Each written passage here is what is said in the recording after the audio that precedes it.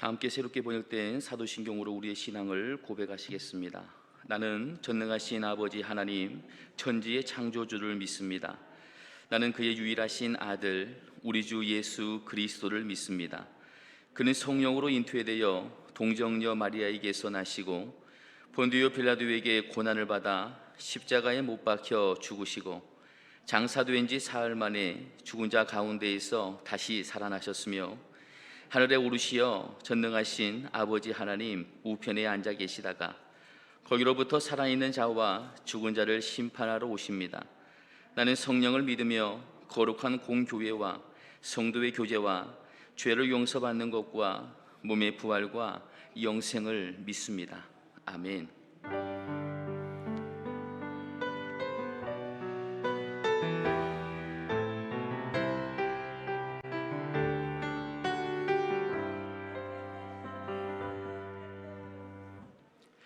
찬송가 179장을 다 함께 찬양하시겠습니다. 찬송가 179장입니다. 찬송 후 김명애 권사님께서 기도 인도해 주시겠습니다.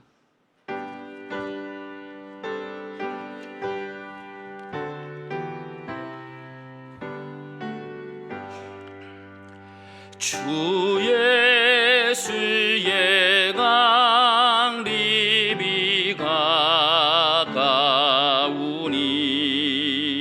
저 천국을 얻을 자 희에게 하라. 주 성령도 너희를 부르시고 무천사도 나와서 영접하네. 주 예수님 너희를 찾으시니 왜 의심을 하면서 오지 않나. 온 세상 죄 담당한 어린 양은 죄 많은 자 불러서 구원하네. 이 세상이 즐기는 재물로는 내 근심과 고초를 못 면하리.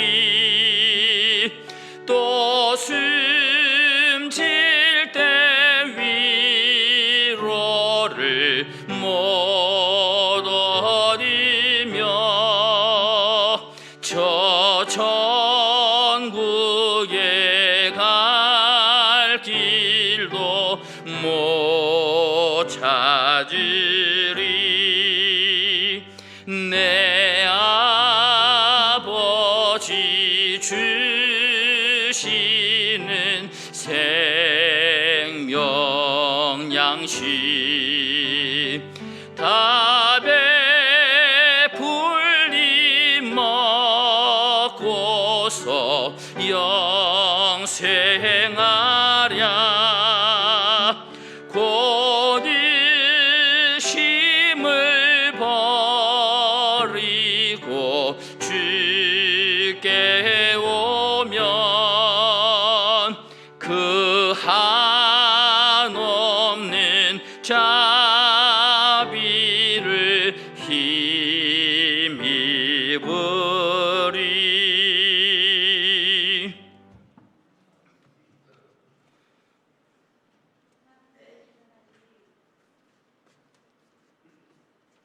은혜와 사랑에 감사드립니다. 늘 부족한 저희들이지만 주님께서 불러주셔서 찬양과 영광으로 주님께 예배드리게 하심을 감사드립니다. 강릉내 교회를 지금까지 인도해 주신 주님, 우리 믿음의 선배님들의 귀한 믿음의 유산을 본받아 저희도 다음 세대에 믿음의 본을 보일 수 있는 믿음을 허락하여 주시옵소서. 하나님, 이 민족을 기억하여 주시옵소서. 대통령과 위정자들을 붙들어 주시고 이 땅을 누르고 있는 어두움과 혼란은 물러가게 하시고 코로나의 재확산을 막아주시며 차별금지법도 막아주셔서 주님 보시기에 아름다운 이민족 될 수 있도록 주님 역사하여 주시옵소서. 주님, 이 시간에 주님의 귀한 말씀 듣습니다. 위임 목사님, 늘 행복한 목회하시기에 부족함이 없도록 성령 충만케 하옵소서. 말씀을 받는 저희들, 종교 생활을 하는 성도가 아닌 하나님께서 원하시는 삶을 살아드릴 수 있는 저희 모두가 되게 하여 주시옵소서. 거룩하신 예수님의 이름으로 기도드렸습니다. 아멘.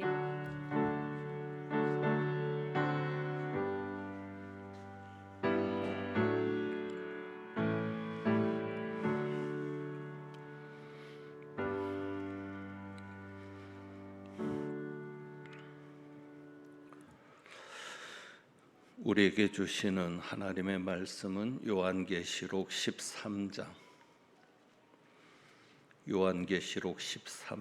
11절부터 18절까지 말씀을 봅니다. 신약 성경 412쪽입니다.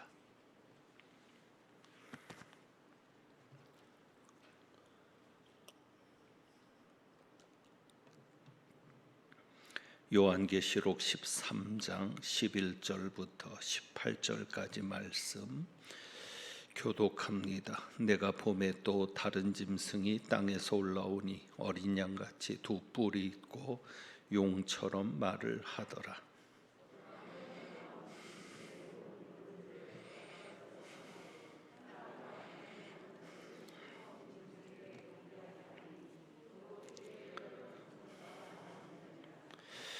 큰 이적을 행하되 심지어 사람들 앞에서 불이 하늘로부터 땅에 내려오게 하고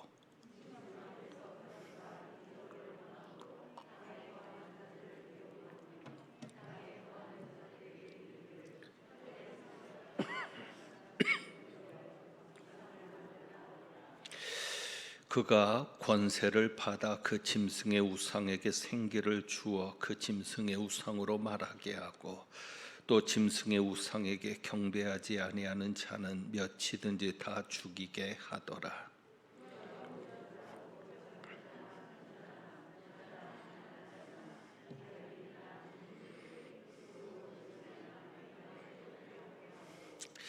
누구든지 이 표를 가진 자 외에는 매매를 못하게 하니 이 표는 곧 짐승의 이름이나 그 이름의 수라.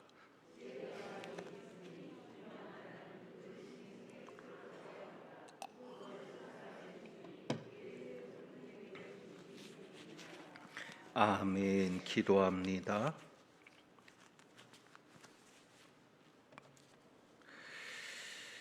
하나님 아버지, 오늘도 아버지 앞에 나와 예배 드릴 때에 1000번째 예물과 주정헌금으로 하나님께 영광을 돌리는 귀한 가정들이 있습니다. 기억하여 주옵시고 하나님께 영광을 돌리고 있사오니 이 땅에서도 존귀함을 얻는 귀한 가정과 자녀들 될 수 있도록 은혜 베풀어 주옵소서. 이제 말씀 듣습니다. 성령께서 온전히 역사하여 주옵소서.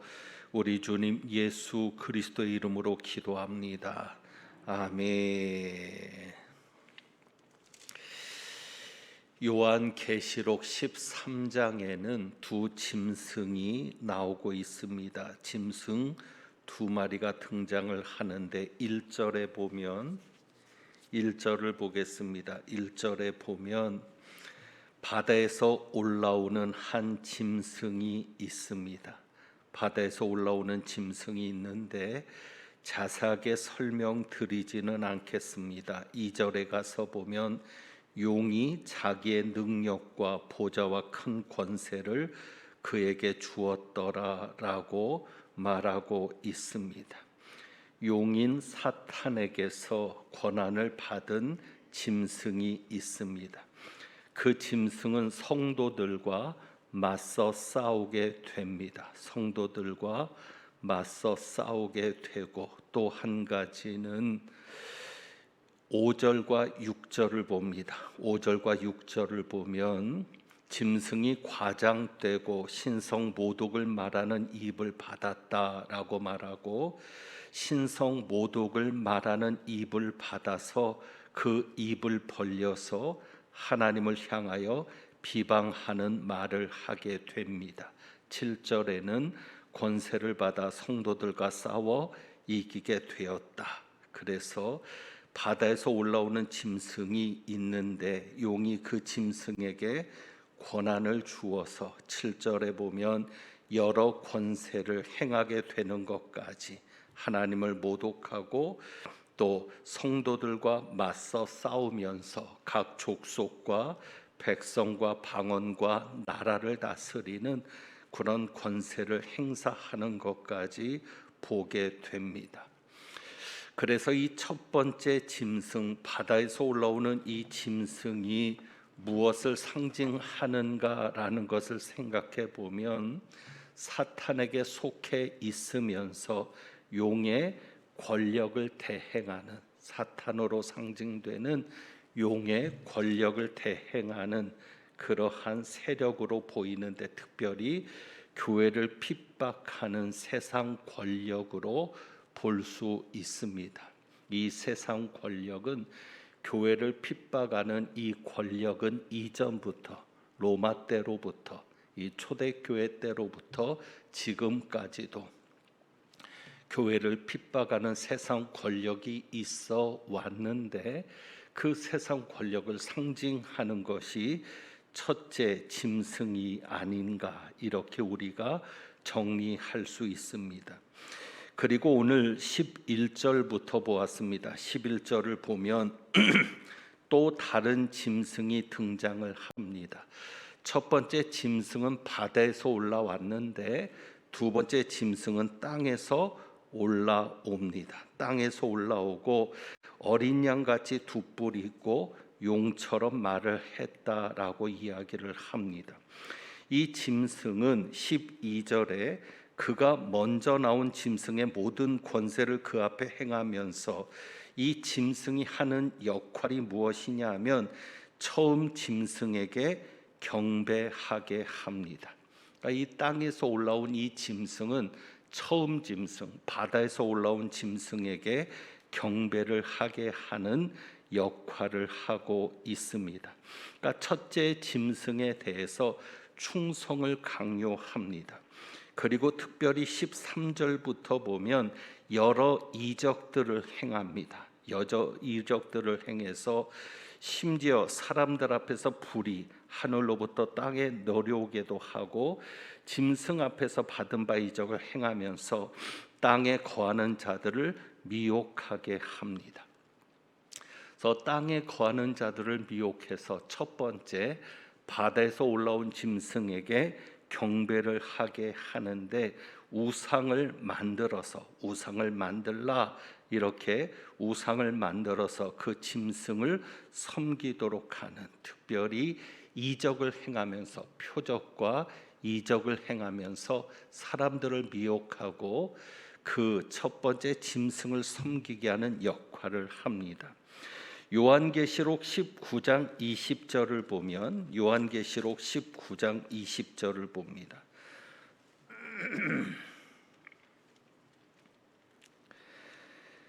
하나님께서 이 짐승들을 잡으시는데 19장 20절에 보면 그냥 이 구절만 가지고 보겠습니다. 짐승이 잡히고 그 앞에서 표적을 행하던 거짓 선지자도 함께 잡혔다. 그래서 하나님께서 첫 번째 바다에서 올라왔던 그 짐승도 잡고, 그리고 그 앞에서 표적을 행하던 땅에서 올라온 그 짐승도 잡았는데, 그 짐승을 무엇이라고 표현하고 있습니까? 거짓 선지자로 표현하고 있습니다. 이런 모든 내용에 대해서 자세한 설명을 하고자 하는 것이 오늘의 핵심이 아닙니다. 이것을 자세하게 구체적으로 설명하자면 꽤 많은 시간이 필요합니다. 그래서 오늘의 핵심은 그것이 아니고 오늘의 중심은 666에 대해서 보려고 합니다. 666에 대해서. 그래서 거기에 보면 16절이죠. 16절에 보면 우상을 만들게 되고요. 그가 모든 자, 곧 작은 자나 큰 자나 부자나 가난한 자나 자유인이나 종들에게 그 오른손에나 이마에 표를 받게 하고 또 누구든지 이 표를 가진 자 외에는 매매를 못하게 하니 이 표는 곧 짐승의 이름이나 그 이름의 수라. 지혜가 여기 있으니 총명한 자는 그 짐승의 수를 세어보라. 그것은 사람의 수니 그의 수는 666이라. 그래서 우리가 살필 것은 이 666이라는 숫자의 의미를 가지고 보려고 합니다. 그리고 이것을 오늘 이 시대를 살아가는 우리가 어떻게 적용을 해야 될 것인가. 그래서 성경의 맥을 통해서 이 666에 대한 이해를 가지고 하나님의 뜻을 살펴보려고 합니다. 우리가 이 666을 보기 위해서 한 가지 전제가 되어야 할 것이 있습니다. 그것은 무엇이냐면 마귀는 속이는 자라 하는 전제입니다. 여기 미혹하게 한다라는 표현도 있는데 이 두 번째 짐승이 사람들을 미혹하게 합니다. 표적을 가지고 어떤 기적을 가지고 사람들을 미혹하게 하는데 결국 마귀의 존재는 속이는 자라고 하는 본질을 가지고 있습니다. 그래서 항상 자신을 가장 선한 자로, 선한 모습으로 가장을 하기도 하고 하나님을 흉내내는 것입니다. 그것 중에 하나가 기적이기도 한데 특별히 여기에 보면 이런 표현이 있습니다. 11절에 보면 11절에 내가 봄에 또 다른 짐승이 땅에서 올라오니 하면서 뭐라고요? 어린 양 같이 다시 말하면 흉내를 내는 것이죠. 그러니까 마귀의 특징은 속이는 자로서 하나님을 흉내내는 것이 특징입니다. 하나님을 흉내내서 어떻게든지 하나님의 자리에 앉아서 자신이 하나님인 것처럼 사람들을 속이고 그들의 영혼을 망하게 하는 것이 마귀의 목적입니다. 그러다 보니까 흉내를 내는 겁니다. 내가 하나님이다. 나를 섬기면 된다. 그 흉내내는 대표적인 표현이 어린 양 같이라는 표현도 있고, 자 여기에 이제 우리가 정리를 해보면 이렇습니다. 용이라는 존재가 있습니다. 그것까지 우리가 살피진 않겠습니다. 그 앞에 보면 용이라고 하는, 그래서 용이 짐승에게 권세를 주었다, 이런 용이라는 단어가 있는데 그 앞에도 용의 존재가 나타나는데 용이 있고 그 용에게서 권세를 받은 두 짐승이 있습니다. 하나는 바다에서 올라온 짐승이고 또 하나는 땅에서 올라온 짐승입니다. 자, 용과 두 짐승, 무엇을 흉내낸 것 같습니까? 마귀가 무엇을 흉내낸 것 같습니까? 삼위일체를 흉내내는 겁니다. 성부 하나님, 성자 하나님, 성령 하나님, 세 분의 하나님이 동일하신 하나님인데 우리가 그 믿는 삼위일체이신 하나님을 흉내내서 용도 자신과 또 다른 두 짐승을 가지고 하나님인 것처럼 흉내를 냅니다. 또 한 가지는 12절에 보면 이 두 번째 짐승이 먼저 나온 짐승의 모든 권세를 가지고 행합니다. 그러면서 땅과 땅에 사는 자들을 처음 짐승에게 경배하게 하니 12절에 곧 죽게 되었던 상처가 나은 자니라. 죽게 되었던 상처가 나은 자니라. 자, 이 하늘에서 나타난 이 짐승이 구체적으로 예수님을 흉내내는데 무엇을 흉내내는 거죠? 죽게 되었던 상처가 나았다. 그러면 무엇을 흉내내는 겁니까? 예수님의 부활을 흉내 내는 겁니다. 그래서 마귀는 어떻게든지 자신이 하나님인 것처럼 가장합니다. 그래서 마귀에게 속한 자들에게 기적과 이사를, 표적을 행하게 해서 사람들을 미혹할 뿐만 아니라 어떻게든지 하나님의 흉내를 냅니다. 왜 흉내라고 하는 관점에서 보게 되는가 하면 이 666도 그런 관점에서 우리가 볼 수 있습니다. 자, 14장 1절을 보시면 14장 1절, 또 내가 보니 보라 어린 양이 시온산에 섰고 그와 함께 14만 4천이 서 있는데 그들의 이마에는 어린 양의 이름과 그 아버지의 이름을 쓴 것이 있더라. 14만 4천이 나옵니다. 역시 여기에 대해서는 자세히 설명하지 않겠습니다. 나중에 이 부분을 가지고 설교할 기회가 있을 때 다시 말씀을 드리도록 하고, 자, 이 시온산에 서 있는 14만 4천, 어린 양이 시온산에 섭니다. 예수 그리스도께서 시온산에 서 있을 때 그와 함께 서 있었던 14만 4천 명. 자, 그런데 그 14만 4천 명의 이마에는 무엇이 있습니까? 어린 양의 이름과 그 아버지의 이름을 쓴 것이 있습니다. 자, 이마에 하나님에게 택함을 받은 구원받은 14만 4천, 이것은 꼭 14만 4천 명이 아닙니다. 신천지가 말하는 14만 4천에 속으면 안 되고요. 어쨌거나 이 14만 4천의 이마에는 어린 양의 이름과 아버지의 이름이 새겨 있습니다. 자, 그런데 짐승이 그것을 똑같이 흉내내는 것이죠. 어떻게 흉내냅니까? 거기 보면 16절이죠. 13장 16절.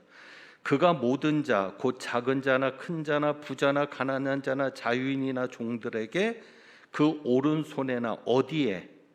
이마에 짐승의 표를 받게 합니다. 흉내내는 거죠. 하나님이 하는 건 똑같이 하려고 하는 겁니다. 이해되시겠죠? 그러니까 666의 표시가 바로 이것을 흉내낸 것이다. 하나님께서는 자신의 백성들, 자신의 자녀들의 이마에 인을 쳐주시는데, 그래서 그 이마에 그리스도의 이름과 아버지의 이름이 새겨진 자는 누구의 소유가 되는 겁니까? 하나님의 소유가 되는 것이죠. 그게 스티그마 낙인입니다. 가축의 낙인을 찍어서 그 가축이 주인이 누구인지, 누구의 가축인지를 증명했던 것처럼 하나님께서 우리 이마에 이름을 새기셔서 도장을 찍으셔서 인을 치셔서 하나님의 소유임을 드러내시는데, 마귀도 똑같이 흉내를 내서 자기들의 소유인 것을, 마귀에게 속한 자임을 드러내는 표시를 받게 하는 것입니다. 그래서 여러분들이 이 666이란 관점을 생각하실 때에 마귀도 하나님을 흉내내었다. 하나님께서 14만 4천 명의 이마에 그 이름을 새겨주신 것처럼 마귀도 똑같이 하나님을 믿지 않는 자들, 하나님의 반대편에 대적하는 편에 서 있던 자들에게 그 이름을 받게 했다라는 것을 여러분들이 생각하시면 됩니다. 그래서 그 이마에 우리가 하나님의 표를 받고 살듯이 마귀도 자기에게 속한 자들에게 짐승의 표를 받고 살도록 했다라는 것입니다. 자, 그러면서 17절에 누구든지 이 표를 가진 자 외에는 매매를 못하게 하니라고 말합니다. 그래서 이 표를 가진 자 외에는 매매를 하지 못하도록 합니다. 그러면서 이제 666에 대해서 얘기하는데, 지혜는 여기 있으니 총명한 자는 그 짐승의 수를 세어보라 하면서 그 짐승의 수, 짐승의 이름이나 그 이름의 수라 그랬는데 그 표가 짐승의 수입니다. 그 짐승의 수는 666이니라. 그래서 이 666이 뭐냐에 대한 참 많은 논란이 있어 왔죠. 그 중에서 가장 그래도 공감을 끄는 것이 역사적으로 이 666이 네로를 말하는 것이다라는 것이 그래도 나름 설득력을 가지고 왔습니다. 왜냐하면 네로는 라틴어로 하면 네론입니다. 네론. 이 네론, 그러니까 그때에는 알파벳의 숫자를 부여해서 그 숫자를 쓸 때에 알파벳 글자를 씁니다. 그래서 이 네론이라는 라틴어 그 글자 하나하나의 숫자를 더해 보면 666이 나오는 겁니다. 또 특별히 히브리어도 그렇습니다. 히브리어는 네론 카사르, 이렇게 네론 카사르 해서 네로 황제까지 해서 그것을 히브리 단어에 붙여진 숫자를 더하면 역시 666이 나오는 겁니다. 그래서 이 666이 역사적으로는 네로다. 실제로 네로가 가장 심하게 그리스도인들을 핍박했고, 이 요한계시록의 배경이 되는 국가도 로마가 배경이 되는 것도 분명합니다. 그래서 우리는 단순히 로마에서 그 100년의 역사를 가진 교회들, 100년 때까지 일어났던 어떤 그 핍박의 역사들, 그런 역사들이 요한계시록의 역사적인 고증이나 현실로 녹아들어져 있지만 우리는 거기까지 보지 않고 새 예루살렘, 그래서 예수님이 재림하시는 데까지 요한계시록의 지평을 넓혀 가지만 실제로 요한계시록 속에서 내용들을 살펴보면 로마 시대에 이루어진 것들로 충분히 설명해 낼 수 있는 구절들이 있습니다. 그래서 이 666이 사람의 수라고 했으니까 그 사람도 사람들이 아니라 단수입니다. 한 사람의 수라고 하는 것인데, 그래서 네로가 아니냐라는 것이 일반적인 견해 혹은 가장 지지를 맞는 견해이기도 합니다. 그런데 우리는 단순히 네로 한 사람에게만 국한시킬 것이 아니라 아까 그 짐승도 꼭 로마만이 아니라 교회를 핍박하고 그리스도인들을 대적하는 그리고 그리스도인들을 죽이는 세상의 권력, 교회를 핍박하는 세상의 권력을 상징하는 것이 짐승이니까 여기에 나오는 이 사람도 꼭 네로만이 아니라 앞으로 등장할 적그리스도일 수도 있고 앞으로 등장할 그 누군가일 수도 있는, 그렇게 열려진 관점으로 보게 됩니다. 그런데 한 가지는 뭐냐면 이제 흉내낸다고 하는 것이 계속 그 관점에서 보는 거예요. 짐승의 표도 역시 하나님께서 14만 4천에게 주시는 표를 흉내낸 것이니까 이 666도 그래서 흉내낸 것인데 무엇을 흉내낸 것이냐? 마귀의 삼위일체를 말하는 숫자일 가능성도 있다는 사실입니다. 그러니까 성경적으로 7이라고 하는 것은 하나님의 완전수입니다. 그런데 거기에서 1이 부족한 6은 사람의 숫자입니다. 그래서 하나님의 완전수에 대비해서 그 당시 교회 시대라든지 구약의 시대 속에서 6을 2단의 숫자로 보기도 합니다. 그러니까 666이니까 6이라고 하는 숫자가 3개가 들어가는 거죠. 그래서 아까 말했던 것처럼 용과 두 짐승이 삼위일체를 흉내낸 것처럼 777이면은 하나님의 삼위일체지만 666이라고 하는 것을 통해서 마귀의 삼위일체를 드러내는 숫자일 수도 있다라는 것입니다. 오늘 제가 말씀을 드리는 것은 또 하나님께서 이 시점에 666을 보게 하시는 것은 이 숫자가 무엇을 의미하느냐 그것을 강조하려는 것이 아니고 우리가 이제 보는 것은 이겁니다. 17절 17절 다시 한번 보겠습니다. 시작. 누구든지 이 표를 가진 자 외에는 매매를 못하게 하니 이 표는 곧 짐승의 이름이나 그 이름의 수라. 아멘. 이 표를 받지 않으면 무엇을 못하게 했다? 매매를 못하게 했다. 그러니까 666이 뭐냐? 666이 뭐냐? 이것에 우리가 강조점을 가지고 앞으로 666이 나타날 것이냐? 그리고 666이 나타나면 우리가 그것을 받지 말아야지 하면서 666이 뭐냐 하고 하는 관심보다는 오늘 우리가 주목하는 것이 바로 17절 말씀인데, 누구든지 이 표를 가진 자 외에는 무엇을 못하게 했다? 매매를 못하게 한다. 여기에 우리가 주안점을 가지고 중심을 두고 보자고 하는 말씀입니다. 자, 이런 배경 설명부터 좀 하죠. 실제 1세기 때 모든 경제 활동이, 특히 로마가 지배하고 있는, 로마는 다신주의 국가입니다. 얼마나 많은 우상들이 있는지 모릅니다. 로마서 그리스 신화를, 로마와 그리스 신화, 그리스 로마 신화를 통해서 여러분이 제우스를 비롯해서 여러 신들도 들으셨을 텐데 참 많은 신들이 있습니다. 제가 주일날 설교를 통해서도 아덴에서도 엄청 많은 숫자의 신들이 있었다는 것도 말씀을 드렸고요. 자, 그런데 그 당시 시대의 모든 경제 활동은 무엇과 관련되어 있습니까? 우상과 관련되어 있습니다.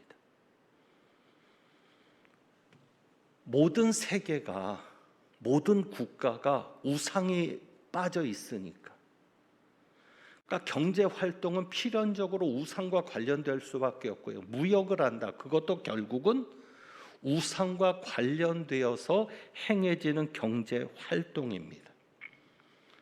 그러니까 어떤 지역에 무역을 한다, 우리가 어떤 지역에 물건을 판다, 혹은 그 지역에 물건을 가져온다고 했을 때는 그 지역의 수호신과 관련이 있게 이루어지는 행위들입니다. 자, 그렇게 본다면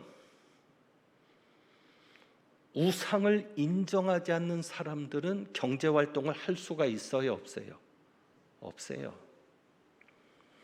사도 바울의 글 속에서도 우리가 보잖아요. 고린도서를 통해서도 장터에 파는 고기가 있을 때 묻지 말고 먹어라. 왜요? 장터에 나오는 고기가 어떤 고기들이 나옵니까? 우상에게 바쳐졌던 고기들이 나오거든요. 쉽게 말하면 제사 음식이 나오는 거예요.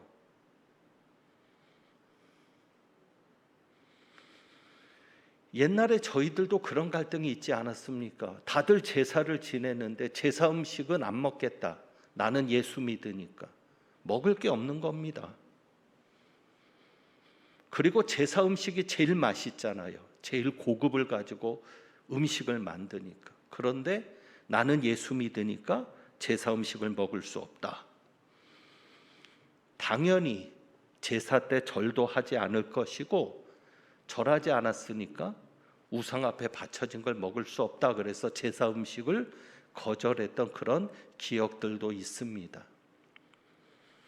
그러니까 그런 분위기들을 여러분들이 생각하시면 됩니다. 장터에 고기가 나와 있는데 그 고기가 우상에게 바쳐진 고기였으니까 너희는 그냥 묻지 말고 먹어라. 믿는 자들도 낙심하게 되고 믿지 않는 자들도 시험에 들게 되는 것이죠. 결국 무슨 이야기냐면, 자, 이런 상황에서 우상 숭배를 거절하는 것은 어떤 위험에 처할 수도 있어요. 생계가 위협받을 수도 있는 것이죠. 그러니까 666의 표를 받지 않은 자마다 매매를 못하게 한다. 꼭 이것이 아니더라도 나는 우상을 섬길 수 없다고, 나는 오직 하나님만 섬긴다라고 하는 이들에게 있어서는, 우상과의 관련성을 단절하며 살고자 하는 이들에게 있어서는 삶 자체가 쉽지 않은 삶입니다. 그래서 이 문맥에서 666을 보자는 겁니다. 666이 뭐냐? 이것을 우리가 생각하는 게 아니라, 이전에는 666이 뭐라 그랬어요? 바코드라 그랬거든요. 한참 재림에 대해서 미쳐 있고, 그래서 말세에 대한 책들, 예언에 관한 책들을 보면 666이 바코드라고 했어요. 바코드를 받지 말아야 된다. 실제로 그런 기술도, 칩을 인간의 몸속에 심을 수 있는 기술, 이제 지금 신분증이나 여권도 휴대폰 속으로 들어오죠. 이제 그것이 사람의 몸속으로 들어오는 거죠. 왜? 휴대폰도 분실될 수 있으니까. 그것을 인간의 몸에 심어서 그냥 인간의 몸만 스캔하면 모든 정보가 다 뜨도록, 실제로 그런 기술이 지금 완성돼 있습니다. 그러니까 그런 것들을 생각하면서 야, 이게 666이구나. 그런데 지금 바코드 없이는 물건을 못 사요. 그러면 그 바코드가 666이었냐? 아니라는 거죠. 그러니까 지금 우리가 요한계시록을 보면서 666이 뭐냐, 이것에 관심을 가지기보다는 전체적인 문맥 흐름 속에서 매매 관점에서 여러분들이 생각해 보시라는 것입니다. 그러니까 666의 표가 뭐다 모르겠습니다. 앞으로 이것이 실체를 드러낼 수도 있을지 모릅니다. 그때 제가 다시 깨어있는 그런 상태에서 하나님 앞에 기도하면서 하나님, 정말 666이 나타날 때는 보여주시옵소서. 그렇게 기도하면서 그때 666에 대해서 여러분이 이것이 666입니다라고 얘기할 수 있을 때가 올지 모르겠지만, 현재로서는 매매 관점에서 여러분들이 문맥을 가지고 살펴보시라는 말씀입니다. 그래서 두 가지를 생각합니다. 다시 한번 17절 말씀을 보면서 누구든지 이 표를 가진 자 외에는 매매를 못하게 하니. 그래서 오늘 이 말씀 속에서 두 가지를 생각합니다. 첫째는, 나는 과연 예수님을 믿는 것 때문에 경제적인 어려움이 와도 견딜 수 있는가? 그게 666을 받지 않는 겁니다. 그 당시 그리스도인들을 생각해 보십시오. 사방이 다 우상을 섬기는 자들이고, 우상을 섬기지 않으면 제대로 우상에게 바쳐지지 않은 것을 먹고 살 수도 없는 세상이고, 우상과 관련된 일을 하지 않으면 벌어먹을 수도 없는 세상이라고 했을 때, 그런 것들을 거절하면서 나는 하나님을 섬기는 자이지 우상을 섬기는 자가 아닙니다라고 하면서 경제적으로 어려움이 와도, 먹고 사는 것이 힘든 일이 와도 견디는 성도들이 있었습니까? 없었습니까? 있었을 것이다.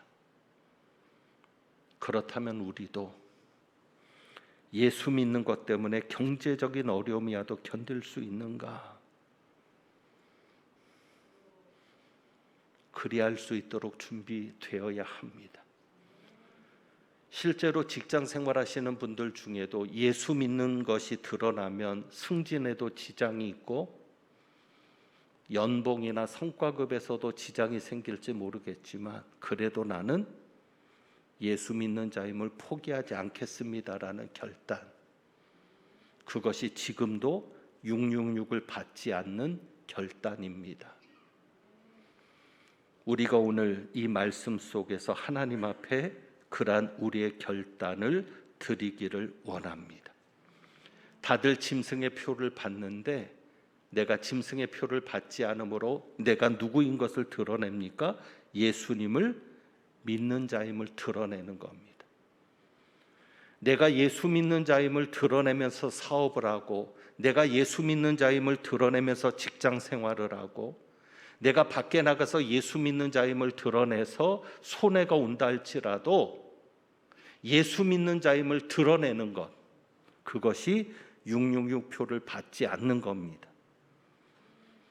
꼭 666표가 나타나서 그때 되면 내가 받지 말아야지, 그것이 아니라 지금도, 왜? 예수 믿는 자임이 드러날 때 손해가 있거든요. 물건값도 깎지도 못합니다. 목사인 것이 드러나면은요, 식당 가서도 뭐라고 못합니다. 저 목사님 왜 저렇게 까다로워, 그 말할까 봐. 그것도 손해고요. 여러분들은 더 큰 손해를 겪고 사시겠죠. 시장 가서도 물건값 제대로 못 깎으실 거고, 화가 나도 화 한 번 제대로 못 내실 거고. 그러나 그런 모든 과정 속에서 내가 예수 믿는 자임을 드러내는 바로 그 모습, 그 믿음이 오늘도 666표를 받지 않는 우리들의 삶의 결단일 줄 믿습니다. 그래서 이런 얘기가 있습니다. 교인이 전도지다. 우리가 전도지입니다. 우리가 전도지가 되어야 합니다. 여러분이 예수 믿는 자임을 드러내고 여러분을 볼 때마다 어느 때는 핍박도 오고 어려움도 오고 손해도 오겠지만 그래도 내 삶을 보고 예수님을 증거하게 되는 역사가 있기를 원합니다. 그래서 사도 바울이 말한 것처럼 너희는 그리스도의 향기다. 너희는 그리스도의 편지다.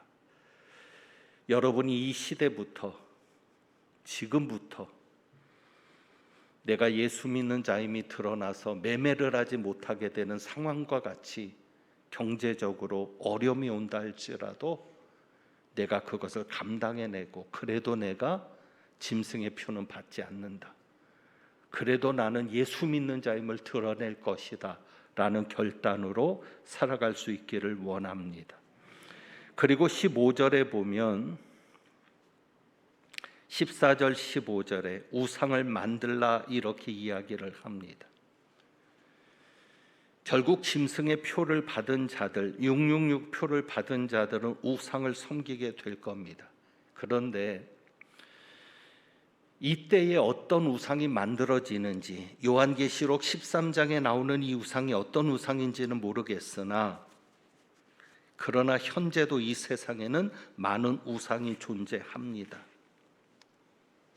우리는 하나님의 표를 받은 자로서 짐승의 표가 아닌 하나님의 표를 받은 자로서 우상을 섬기지 않는 삶이 되기를 원합니다. 실제로 지금 마귀는 여러 우상들을 만들죠. 대표적인 게 뭐죠? 돈이 우상이 된 시대가 되어 있습니다. 돈이 우상입니다. 돈이 많은 사람이 가장 권력을 많이 가진 자입니다. 돈이 권력이 된 세상입니다. 그것이 우상이고요. 어느 때는 정치적인 권력이 우상이기도 합니다. 요즘 또 가장 염려되는 것은 쾌락이 우상인 시대가 되었습니다. 우리 자녀들이 크고 있는 이 시대는요, 혼전순결을 중요하게 여기지 않습니다. 사랑하면 가능하다라고 얘기합니다. 그것도 속는 겁니다. 꼭 결혼하지 않아도 된다. 그런 것들이 다 마귀가 지금 우상으로 만들어 놓아서 사랑이 꼭 쾌락이 있어야 되는 것은 아닌데, 그런데 사랑 이퀄 쾌락인 것처럼 그렇게 우상으로 만들어 놓고 우리 자녀들을 속이고 있습니다. 동성애도 우상입니다. 차별금지도 우상이 되었습니다. 차별금지를 이야기하는데 차별을 이야기하면 뭔가 대적하고 인터넷상에서도 얼마나 많은 공격을 받는지 모릅니다. 그리고 코로나를 겪으면서 정부 권력이 점점 강해지는 것도 봅니다. 대통령이 누구냐에 따라서 정책이 달라지고 대통령의 말 한마디에 교회 문도 닫을 수 있는 그런 시대가 지금의 이 시대구나라는 것을 느끼면서 정말 마귀가 우리 주변에서 여러 가지 우상들을 세워놓고 속이는 것을 봅니다.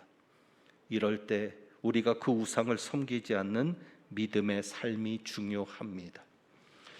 그래서 이제 말씀을 정리합니다. 666, 이 짐승의 숫자, 사람의 숫자, 짐승의 표가 무엇이냐가 중요하기보다는 하나님께서 이것이 실체로 드러났을 때 그때 가르쳐 주시고 깨우쳐 주시겠지만 지금도 짐승의 표를 요구하는 시대에 우리가 살고 있다.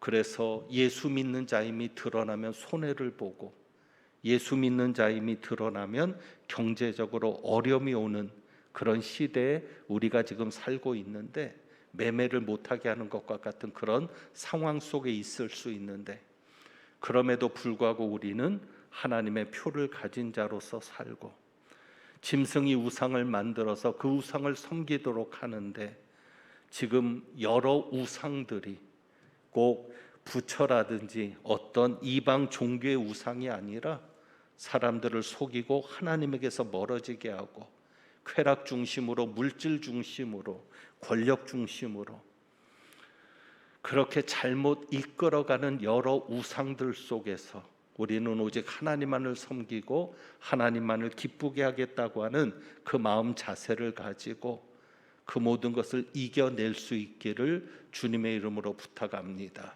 기도하겠습니다.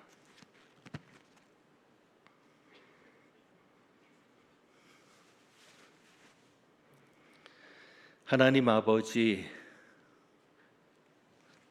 예수 믿는 것 때문에 많은 어려움이 있고 위기가 온다 할지라도 우리 이마에 새겨진 예수 그리스도의 이름, 아버지의 이름, 그 이름 붙잡고 승리하는 저희들 되기를 원합니다. 끝까지 견디게 하시고 이기게 하시고 우리가 어디에서든지 예수 그리스도를 믿는 자임을 드러낼 수 있는 저희들 되게 하옵소서. 그래서 마지막 때까지 우리를 통해 예수 그리스도가 증거되고 한 영혼이라도 구원 얻는 역사가 있도록 은혜 베풀어 주옵소서. 믿사옵고 우리 주님 예수 그리스도의 이름으로 기도합니다. 아멘. 342장 찬송합니다.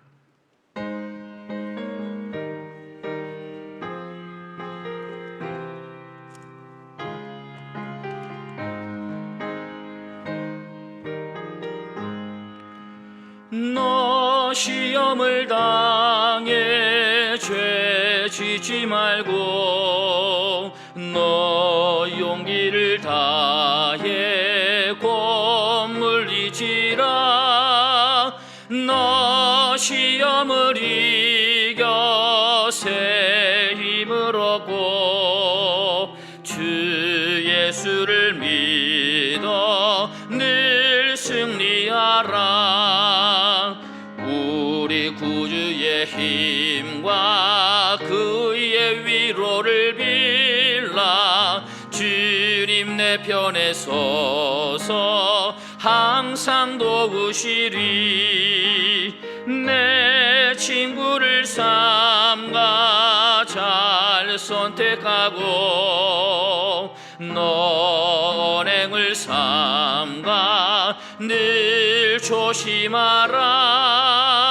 너 열심을 다해 늘 충성하고 온 정성을 다해 주 봉사하라. 우리 구주의 힘과 그의 위로를 빌라. 주님 내 편에 서서 항상 도우시리. 잘 이기는 자니 상 받으리니. 너 낙심치 말고 늘 전진하라. 내 구세주 예수 힘 주시리니. 주 예수를 믿어 늘 승리하라.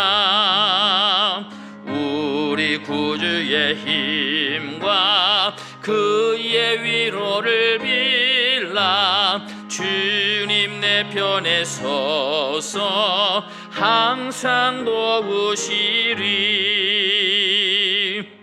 아멘. 교회 소식은 주보를 참고해 주시면 감사하겠습니다. 주님께서 가르쳐 주신 기도로 수요 예배를 마치겠습니다. 하늘에 계신 우리 아버지여, 이름이 거룩히 여김을 받으시오며 나라의 임하옵시며 뜻이 하늘에서 이룬 것 같이 땅에서도 이루어지이다. 오늘날 우리에게 일용할 양식을 주옵시고 우리가 우리에게 죄 지은 자를 사하여 준 것 같이 우리의 죄를 사하여 주옵시고 우리를 시험에 들게 하지 마옵시고 다만 악에서 구하옵소서. 대개 나라와 권세와 영광이 아버지께 영원히 있사옵나이다. 아멘.